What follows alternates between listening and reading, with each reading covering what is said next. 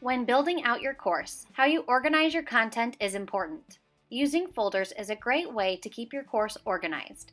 Today we will explore two different types of course organization. One you can build on your own using folders, and one that is a downloadable set of folders that is ready to use. Ultimately, how you organize your course is up to you. First, we will look at using folders to build our own course organization. Within the editor tool of this course, the teacher has created a folder for their project. Within their project folder, they have 4 more folders. They have a facilitator materials folder where they upload resources they will need to facilitate the project, like the project planning toolkit, their daily agenda template, and links to websites or materials they will need.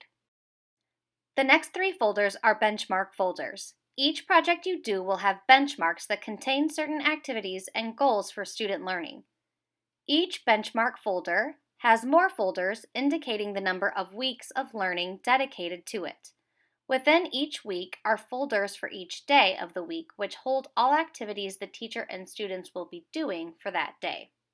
If we open up all of our benchmark folders, we can see this project is a total of 5 weeks long. Outside of our project folder, we have Alongside Literacy and Alongside Math. Because we are elementary teachers and we have to teach foundational skills, not everything we teach will fit into our project, and that's okay. And we still have to teach it. Within the Alongside Literacy folder, there are folders for each week as well as folders for each day, and everything we will be doing for that day in relation to literacy that's happening alongside our project. The same is true for our Alongside Math folder. It is important to note that any item that has the visibility shut off will not show in the gradebook.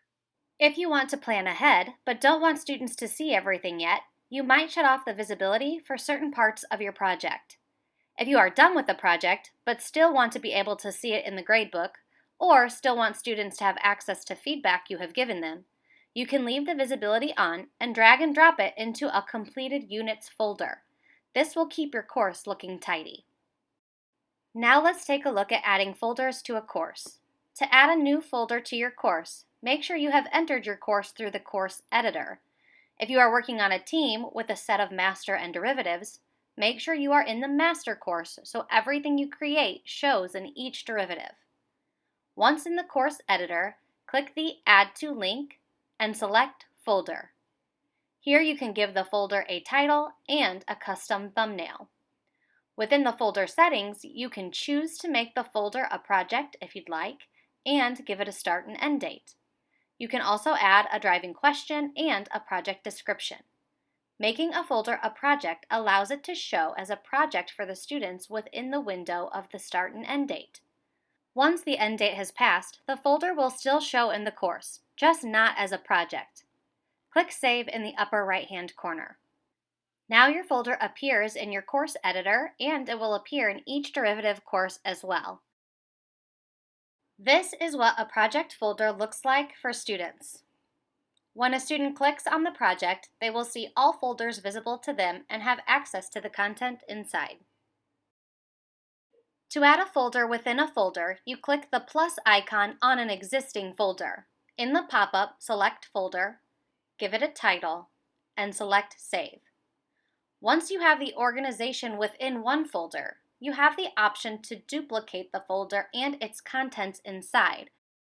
Using the duplicate feature makes creating a structure like this a bit easier. This folder structure was built out by the course teacher.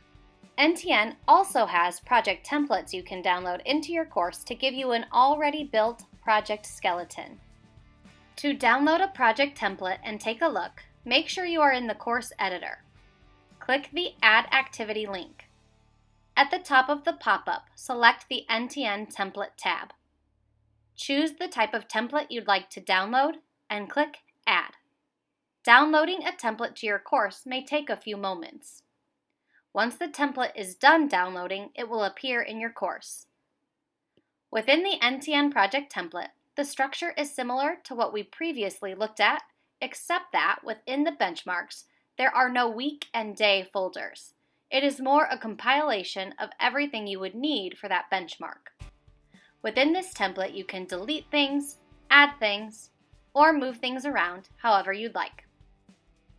Take a moment now to think about how you would like to organize your course. Would you like to use folders and build your own structure that works for your daily schedule? Or would you like to use an NTN project template as your course organizational structure? Take some time now to either build your course organization using folders or to download an NTN project template. And there you have it, everything you need to know to get started building the organizational structure of your course.